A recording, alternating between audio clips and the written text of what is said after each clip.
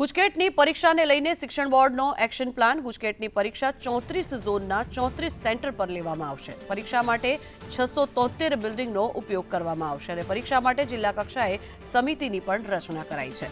પરીક્ષા સ્થળની આસપાસ ધારા 144 લાગુ કરવા માટે સૂચના અપાઈ છે।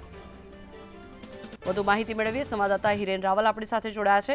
હિરેન, જણાવશો ખાસ કરીને આ જે પરીક્ષા લેવાની છે તેને લઈને અનેક સૂચનાઓ આપવામાં આવી છે, કઈ કઈ બાબતો પર ખાસ ધ્યાન દોરાયું છે? 31 તારીખે એટલે કે રવિવારે માધ્યમિક અને ઉચ્ચતર માધ્યમિક શિક્ષણ બોર્ડ દ્વારા ગુજકેટની પરીક્ષા લેવામાં આવશે। 12 સાયન્સ પછી આ ગુજકેટની પરીક્ષા લેવામાં આવે છે। રાજ્યના અલગ અલગ 34 ઝોનમાં 34 સેન્ટર બનાવવામાં આવ્યા છે અને 673 જેટલી બિલ્ડિંગો છે એનો ઉપયોગ આની અંદર થશે।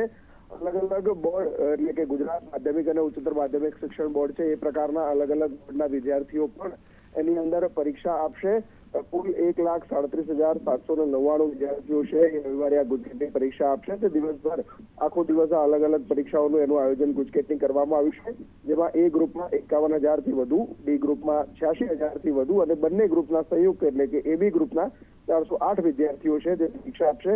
તમામ કેન્દ્રો છે તે સીસીટીવીથી સજ્જ છે અને એના પર સતત મોનિટરિંગ પણ માધ્યમિક અને ઉચ્ચતર માધ્યમિક શિક્ષણ બોર્ડનું રહેશે। જી, આભાર હિરેન સમગ્ર માહિતી બદલ।